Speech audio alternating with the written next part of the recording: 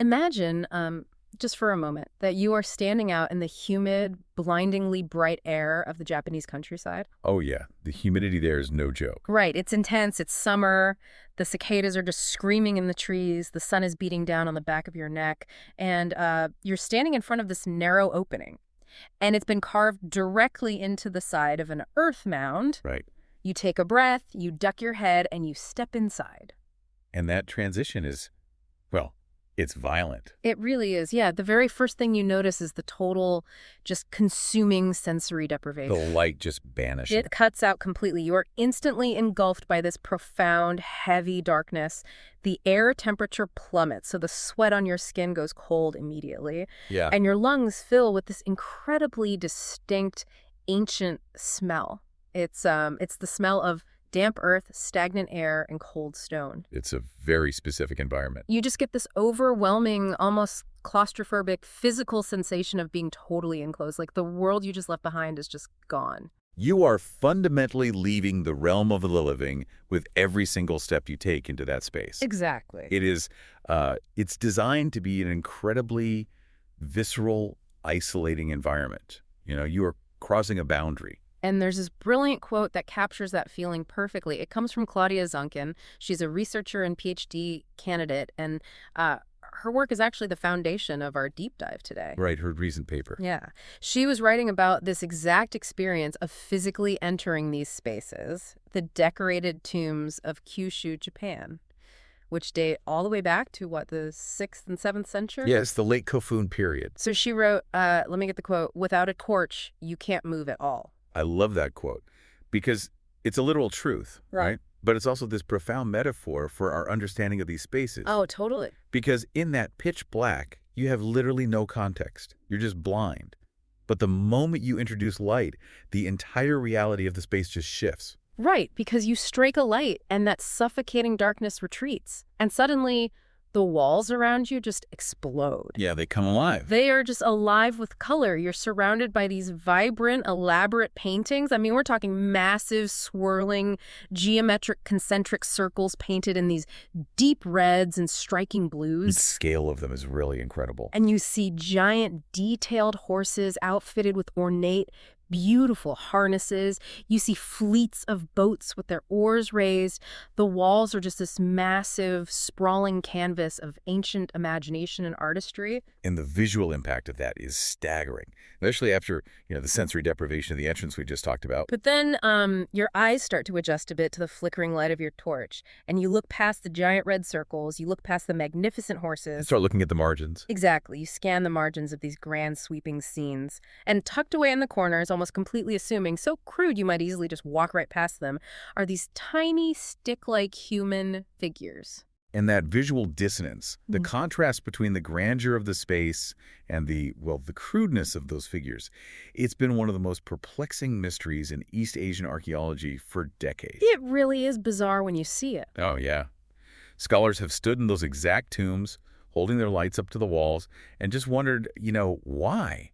Why in a space so rich, so important, and so beautifully decorated are the human beings depicted so unremarkably? It feels like a mistake, like someone let a toddler draw on a masterpiece. It really does. So, okay, let's unpack this, because today you and I are going on a mission to decode this visual paradox. Let's do it.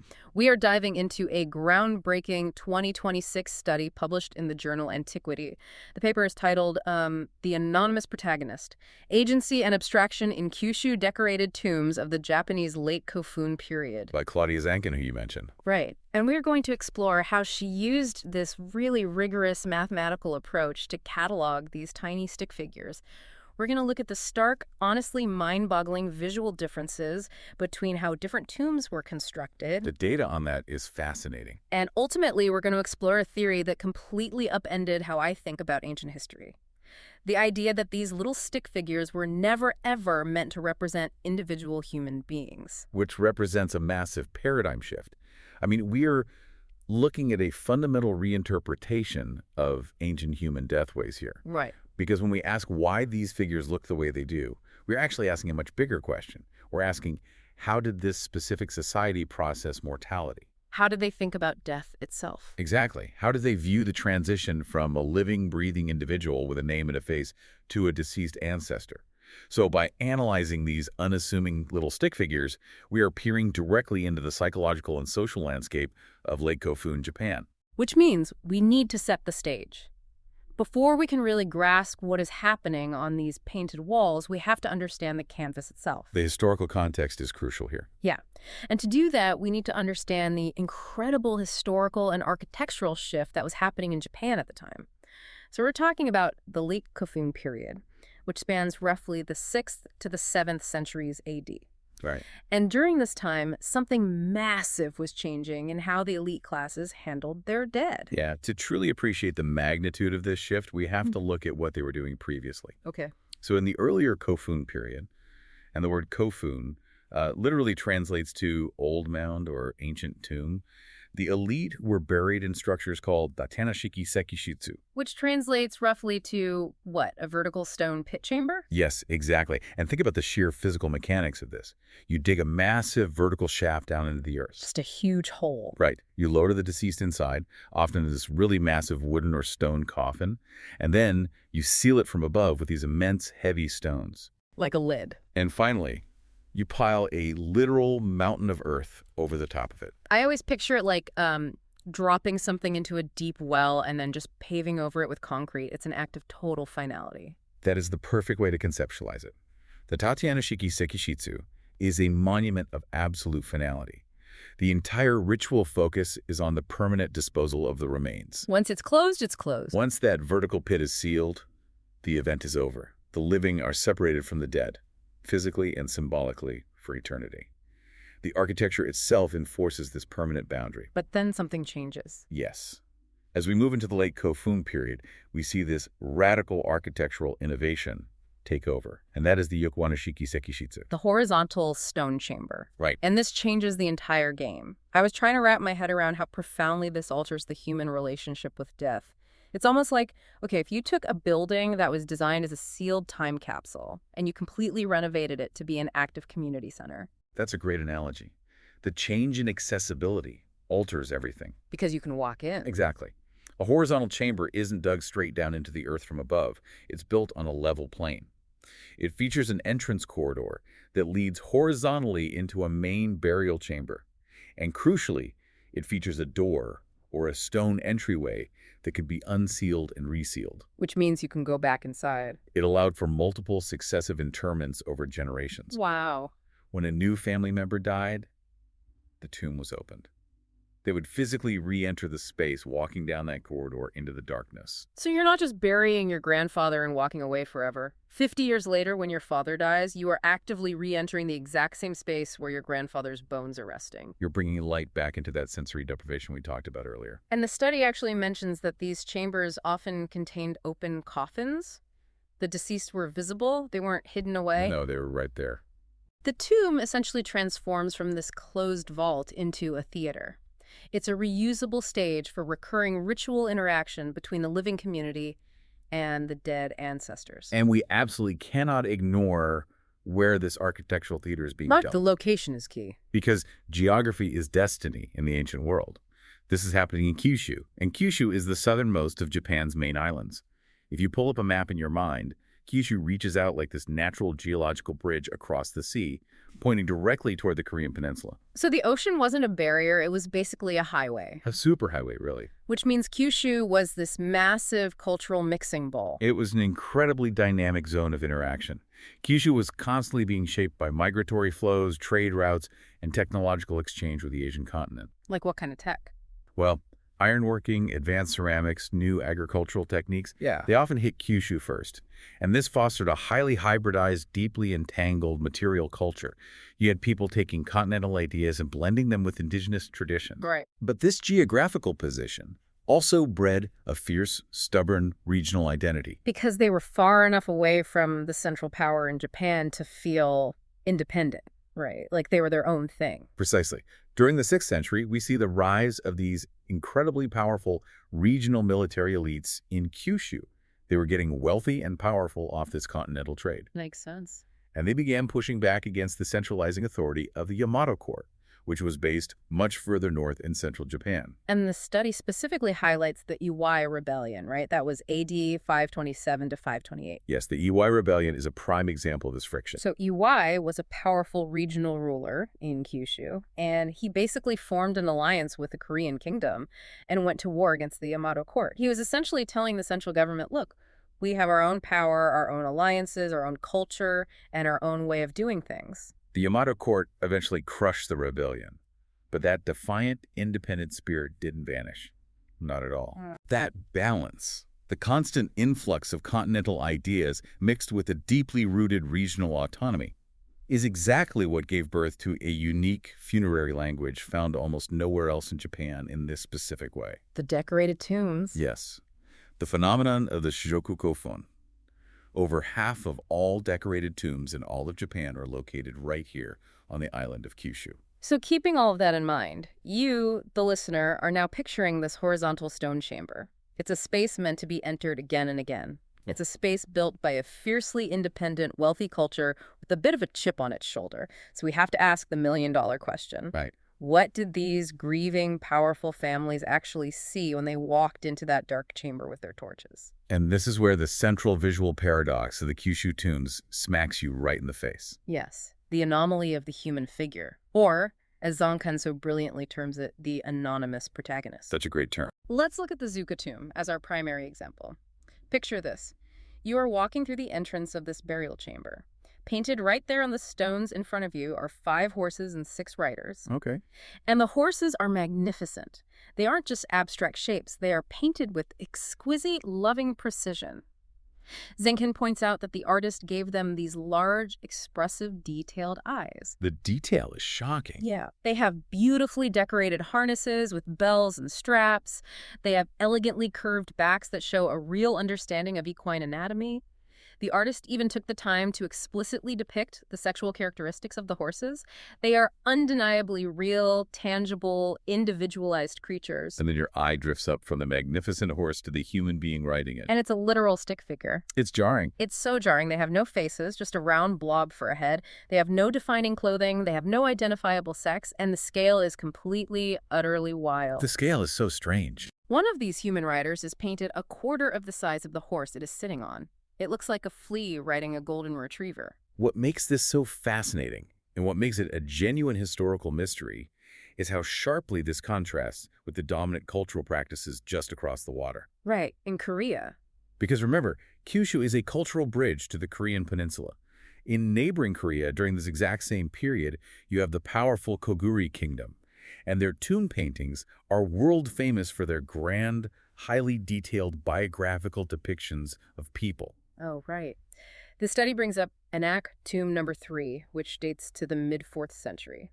Inside that tomb, there is this incredibly famous painting of the tomb's occupant, a noble named Dongsho. And if you look at the portrait of Dongsho, it utilizes a visual convention that art historians call the hieratic scale. Hieratic scale. Yes, this is a foundational concept in ancient art. Hieratic scale means that the physical size of a figure in a painting is directly correlated to their social, political, or symbolic importance. Basically, the more important you are, the bigger you are drawn. Exactly. You see it everywhere in the ancient world. You see it in ancient Egyptian art, where the pharaoh is a giant compared to the tiny scribes at his feet. Or in West African bronzes. Right. And you see it in Koguri, Korea. Dongsho is painted centrally. He is larger than life. He dominates the entire wall. You can see the intricate details of his robes, his facial hair, his expression. He is the star of the show. Yes. His servants, his attendants, his animals, they are all painted significantly smaller, hovering around the margins of his space. The tomb painting is a pure projection of individual ego, status, and earthly power. So sitting with this stark contrast, I have to ask the obvious, slightly skeptical question on behalf of our listeners, because it's the first thing I thought of when I read this. Go for it. If the folks in Korea, just across the water, are painting these majestic, detailed portraits of their nobles, and the folks in Kyushu are painting tiny, faceless stick figures, were the Kyushu artists just, well, not as skilled at drawing people? It's the natural conclusion, right? Was it just a lack of technical ability? I mean, human faces are hard to draw, hands are hard to draw. Maybe they just couldn't do it. It is a completely natural assumption to make. And for a long time, early archaeologists looked at these stick figures and dismissed them as primitive doodles. Oh, really? Yeah, they thought that Kyushu artists were just provincial and lacked the sophistication of their continental neighbors. But this is where we have to look closely at the evidence in front of us. Right. The horses. Exactly. Yeah. We just established that at the Ōzuka tomb, the horses are rendered with stunning anatomical accuracy and detail. The harnesses, the eyes, the proportions, everything. Everything. The same artists who painted those exquisite, realistic horses painted the crude, diminutive riders on their backs. Huh. So it wasn't a lack of technical skill. They possessed the ability to paint with realism. They possessed the pigments and the tools. Therefore, the anonymity and the tiny scale of the human figures was not a mistake. It was a choice. It was a deliberate ideological choice. They were entirely capable of portraiture. They actively chose abstraction. And that completely upends how we usually think about the concept of a tomb. It does.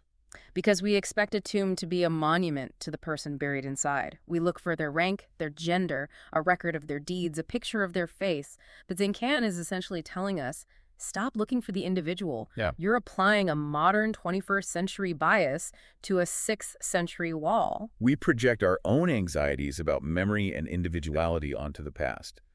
All the time. But to prove this wasn't just a subjective feeling she had while standing in the dark with a flashlight, Zancan didn't just eyeball it. No, she did not. She brought in the heavy machinery.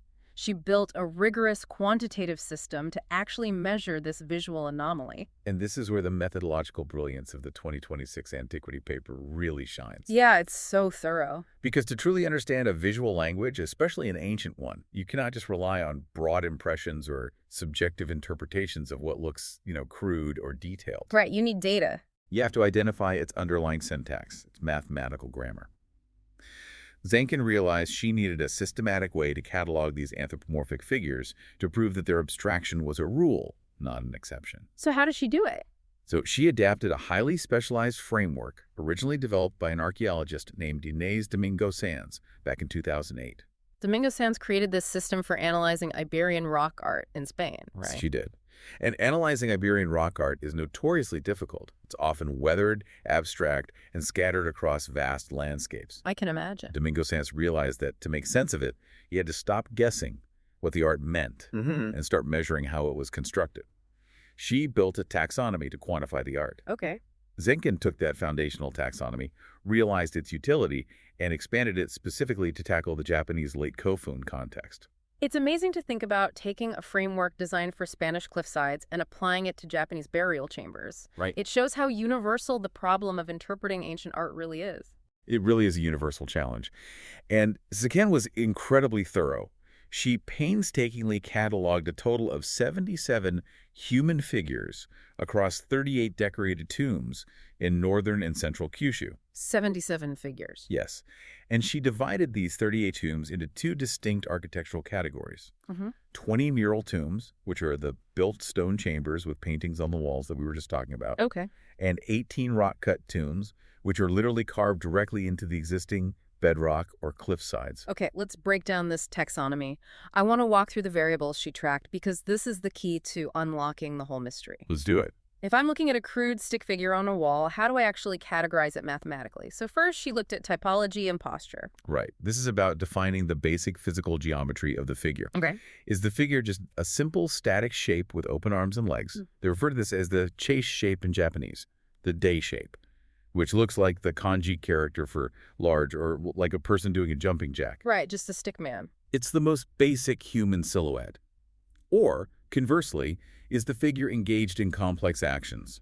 Are the arms bent to hold the reins of a horse? Are they steering a boat? Are they holding a weapon? That makes sense. So next, she tracked traits. And this feels crucial for our discussion of anonymity. Absolutely. This is where she measured identity. She documented the presence or absence of sexual characteristics. She looked for any facial features, eyes, a mouth, a nose. Anything that makes them a specific person. Yes. And she documented any distinguishing clothing, headgear, or specific accessories that might indicate social rank or profession. Then we have dimensionality. And it's important to note this isn't just about grabbing a tape measure and seeing how many inches tall the figure is, right? It's about relative scale. Yes. Dimensionality in this context is deeply tied to the hieratic scale we discussed earlier. The Dongsho big guy scale. Exactly. She measured how big the human figure is compared to the total available wall space, but more importantly, How big is the human compared to the other symbols painted right next to them? Got it. Does the human dwarf the horse? Or does the horse dwarf the human? Does a painted weapon look massive while the human holding it looks minuscule? And finally, she looked at arrangement. This is where the Domingo Sans extensions really come into play. How are these figures grouped together on the canvas? She used 4 distinct categories for this. Let's go through them. The first category is exclusive. This is simple. The human figure is the only motif on the entire wall. It stands completely alone in the space. Okay. The second category is isolated. This means the human figure shares a wall with other motifs, maybe a horse or a geometric pattern. But the human is placed far away, physically disconnected from them by blank space. Right. The third category is compositions. This is where you have a group of motifs, maybe a stick person, a concentric circle, and a triangle, that share the same immediate space, but they don't seem to have any logical, scenic interaction. Right, they're just existing near each other. You can't really tell a story from it. But then Zancan added a fourth, completely novel category, specifically for this Kyushu study, which is narrative. And the narrative category is a vital addition. This defines a visual composition where multiple elements are spatially and logically related to evoke a specific action, an event, or a change of state. So it's a scene. Exactly. It's not just random symbols clustered together. The observer can infer a story from it without needing outside context. Give me an example. If a human figure has its arms outstretched and is holding a line that connects to a horse's head, that is a narrative. If a figure is standing inside the outline of a boat, that is a narrative. A static figure floating near a circle is merely a composition. So hearing all this, why go through all this trouble? What do you mean? Well, why apply cold, hard, mathematical, quantitative data to ancient, mystical, spiritual art? Doesn't that strip away the magic of it? Well, it strips away our modern assumptions, which is exactly what we need to do. Fair point. Because, as we touched on earlier, we live in a highly individualized society.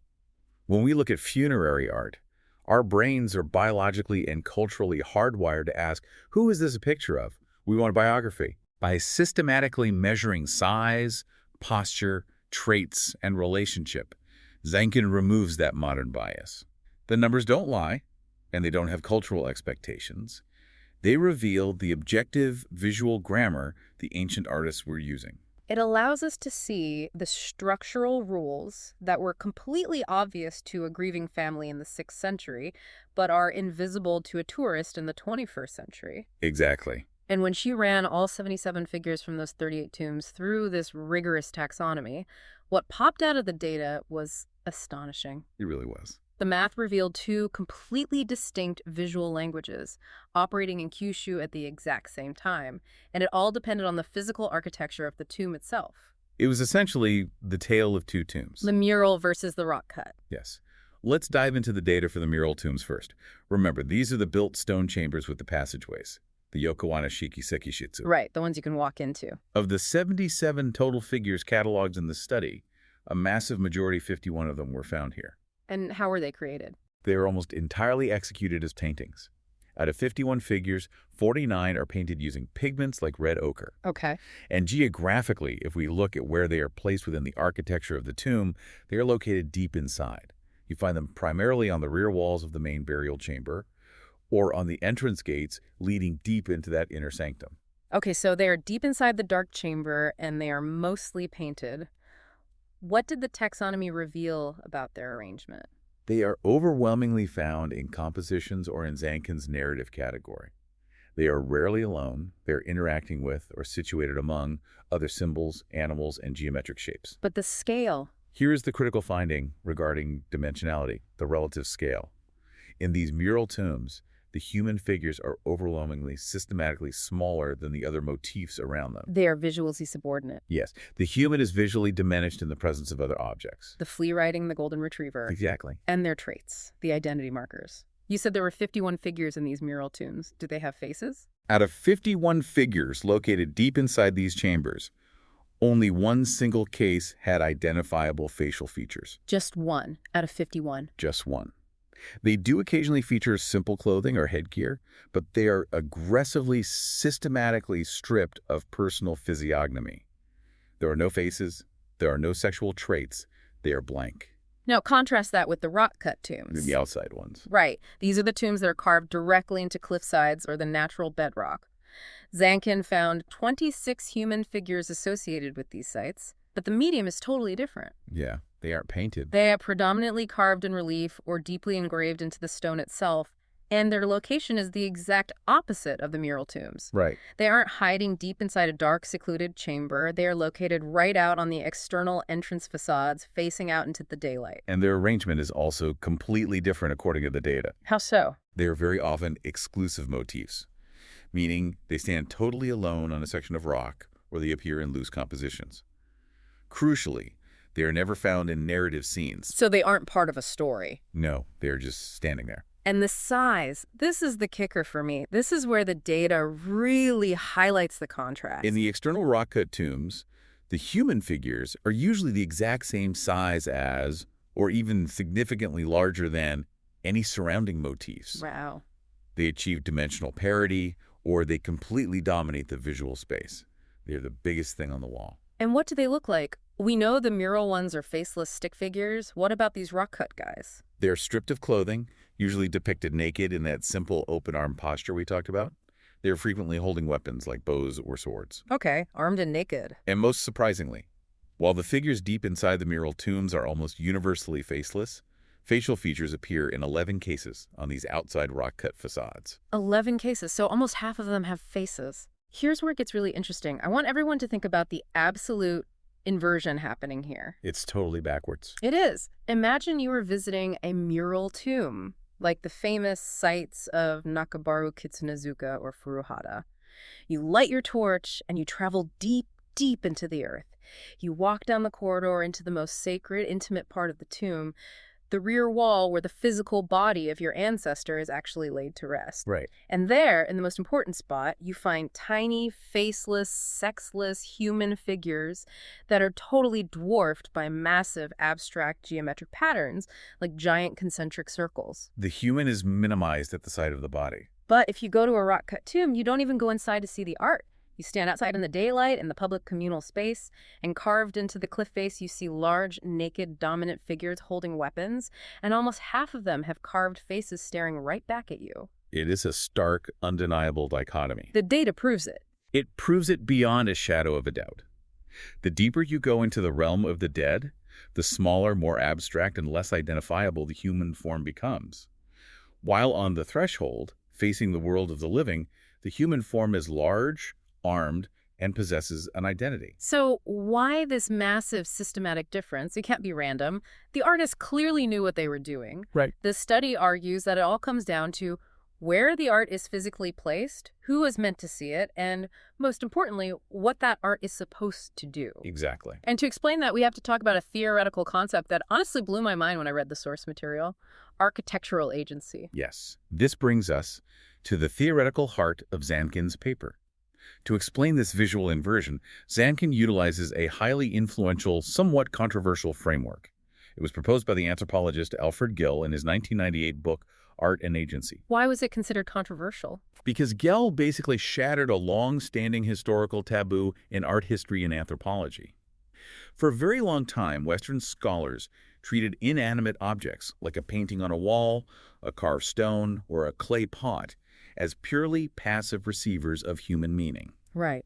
We look at a painting, we interpret it, we project our symbolism onto it, but the painting itself is just sitting there doing nothing. It's just decoration. Pretty wallpaper for a tomb. Exactly. The human is the active agent. The art is the passive object. But Gell argued that this was completely backward. How so? He proposed that art acts as a social agent. Images and objects possess the capacity to influence human behavior, to structure social interactions, and to actively facilitate rituals. They do work in the world. Give me a real-world example of that, because it sounds a bit abstract. Okay, think about a stop sign.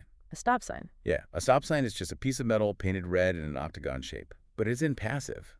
It has the agency to make you, a human being, press your foot on the brake pedal of your car. It alters your physical behavior. That makes total sense. Or think about the architecture of a massive Gothic cathedral. The soaring ceilings, the stained glass that filters the light, the echoing acoustics. That architecture isn't just passive shelter. No. It has the agency to make you look upward, to make you lower your voice, to make you feel small and reverent. It actively shapes your spiritual experience. Okay, I love that. So how does Zancan apply Gell's theory of agency to these specific Kyushu tombs? Because we've established that a tomb definitely isn't just a passive art gallery where people go to politely look at paintings. No. It's a machine. It's a ritual technology designed for processing death.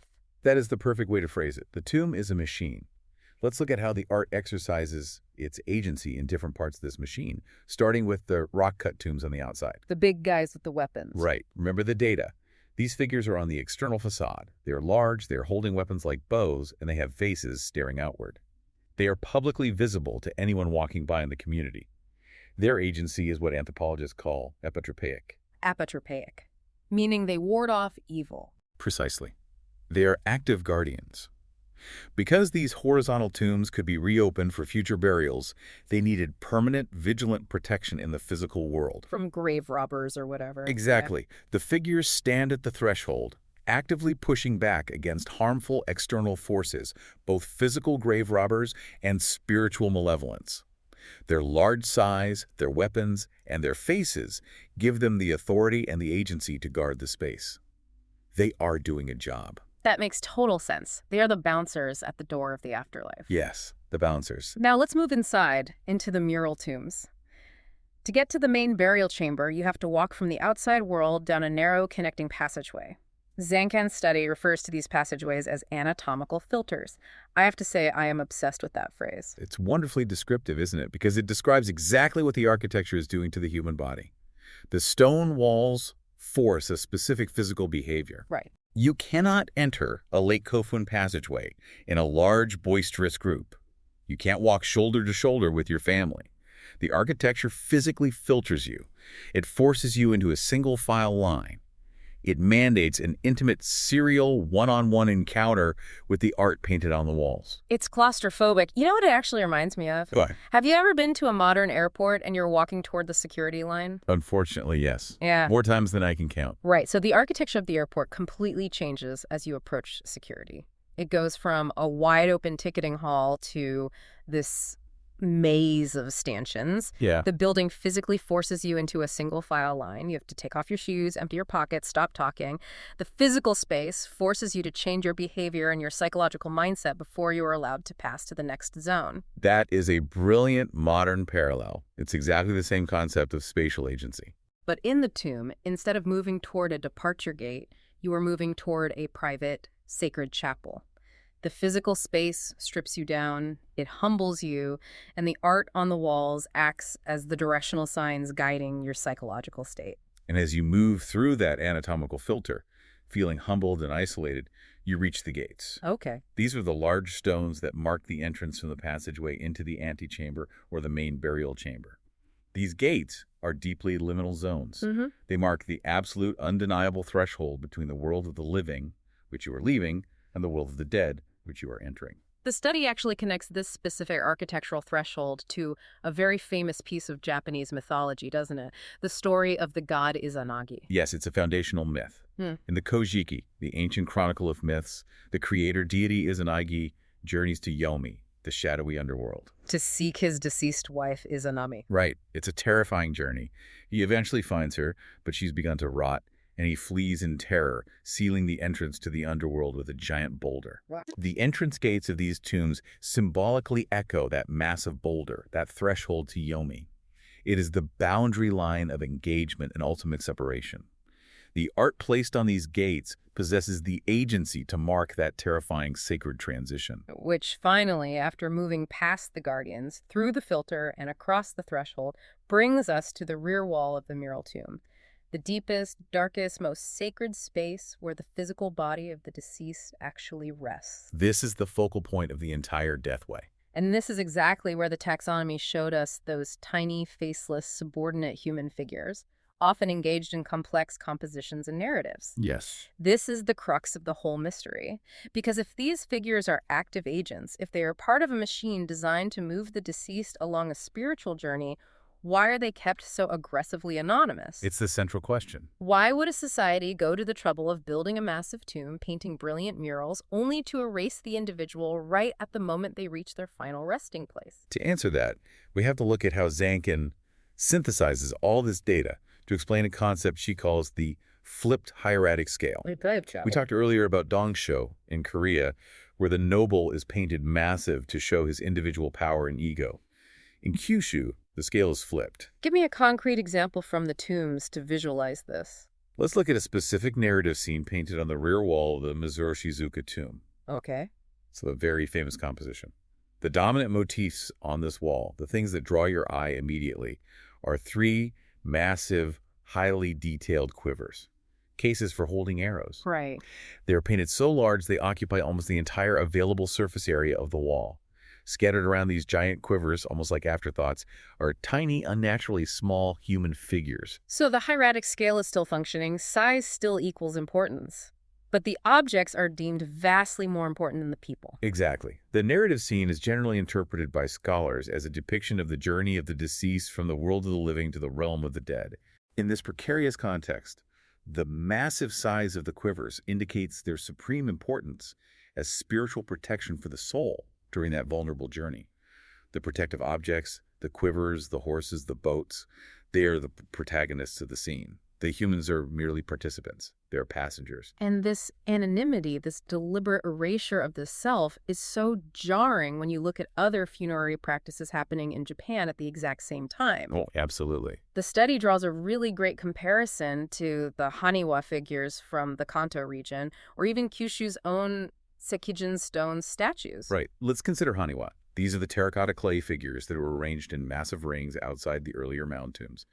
And they are highly, incredibly individualized. They look like specific people. Yes. If you look at a collection of Haniwa, you find them depicting very specific societal roles. You see armored warriors with detailed helmets. You see female shamans offering cups of sake. You see farmers with tools. They have detailed clothing, facial hair, jewelry, and clear sexual traits. They are individuals performing specific duties. Even the Sekijin, which are these large stone men sculptures found guarding tombs right there in Kyushu, occasionally possess identifiable sexual traits or armor. But the mural paintings inside the Kyushu tombs deliberately, systematically reject all of that. Completely. No societal roles, no gender, no faces, no armor, just a blank shape. And this raises what is perhaps the most profound question of the entire study: why? Why reject identity at the site of the body? Right. Zancan argues that this represents a profound ideological shift in how these specific people understood death and the afterlife. By keeping the figures small, faceless, and sexless, the tomb fundamentally stops being a monument to a specific person's ego. It is no longer about commemorating the earthly achievements of the wealthy warlord buried there. It's not a resume carved in stone. It's not Dongsho saying, look at how many servants I had. No, not at all. It becomes a depiction of a universal shared journey. The individual is actively dissolving into the collective. Into the collective. Think about what a Lake Kofun deathway actually was. You have generations of a family being placed into the same horizontal chamber over decades or centuries. Right. The ritual transition was about shedding your specific lived identity, your gender, your status, your face, your name, and becoming part of the homogenized, eternal collective ancestor. Wow. Is a fiercely communal vision of death. The tiny stick figures aren't crude portraits of the deceased. They are anonymous stand-ins for anyone taking that final journey. They are avatars. That is incredibly heavy. I want you, the listener, to just stop whatever you're doing and sit with that thought for a second. Have you ever considered how it feels to think about your final memorial? It's a tough thing to think about. In our modern culture, we are so deeply conditioned to want our names etched in marble. We want our life achievements listed. We want our unique faces remembered in photographs. How does it feel to imagine a funerary process, a religious system, that actively, deliberately erases who you were as an individual in order to make you a seamless part of a larger, eternal whole? To be celebrated not for your uniqueness, but for your participation in the universal human journey. It requires a completely different understanding of the self. In that dark, cold stone chamber, your individual ego wasn't the protagonist. Your specific life story didn't matter anymore. The protagonist was the collective ancestral body that you were joining. The art facilitated that ego death. Okay, we have covered an incredible amount of ground today on this deep dive. We started with what looked like tiny, crude stick figures that seemed like a mistake or an afterthought on the margins of ancient tomb walls. Right. But by following Claudia Zancan's rigorous quantitative taxonomy, we've seen how measuring posture, size, and arrangement revealed a hidden mathematical visual grammar. We saw how the architecture itself dictated the art, how large, armed figures guarded the public, external facades, while tiny, anonymous figures guided the soul deep within the private, sacred passageways.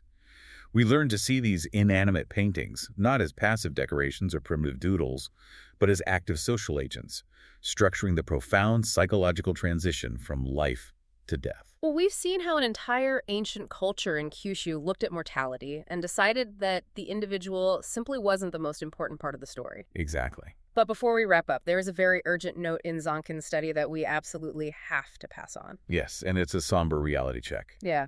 This isn't just an abstract academic exercise about things that happened 1,500 years ago. Zancan ends her paper with a stark, genuine warning. This research is a race against time. Why is that? The physical evidence of this collective ancestral view, these incredible painted walls, is literally crumbling as we speak. These decorated tombs are incredibly fragile environments. By opening them up, or even just through natural geological shifts, many have fallen into severe disrepair due to moisture, aggressive black mold, and structural collapse. So the environment inside the tomb is destroying the paint? Exactly. Zancan states plainly that there is a real, immediate risk of losing a great deal, if not all, of some of these tombs. For some sites, it is already too late. The paint is flaked off, the rock is cracked. And within a few decades, many more will be lost forever. It's a tragic irony. The very monuments built to ensure eternal integration into the collective are fading away into nothing. It makes the work of archaeologists like Zancan, documenting and understanding their visual language, all the more critical while we still have the chance to shine a torch on them. It truly does. Once those pigments are gone, the grammar of that society is erased forever. Which leaves us with a final thought for you to mull over today. As we've discussed, we live in an era of intense, almost aggressive, hyper-individualization. We curate every single detail of our lives online, we take endless selfies, we build personal brands, we meticulously document our unique preferences, our meals, our travels, to ensure we are seen and remembered exactly as we see ourselves. Yeah, that's very true. But imagine for a moment that our society decided to build a massive monument today. Not to a specific hero, not to an individual political leader, but to the collective human journey of the 21st century. What would our anonymous protagonists look like? If we had to choose one single symbol to represent all of us, by representing absolutely none of us, what would we carve into the stone? A fascinating and perhaps unanswerable question. Something to think about the next time you find yourself in the dark reaching for a torch. Thank you for joining us on this deep dive. We'll see you next time.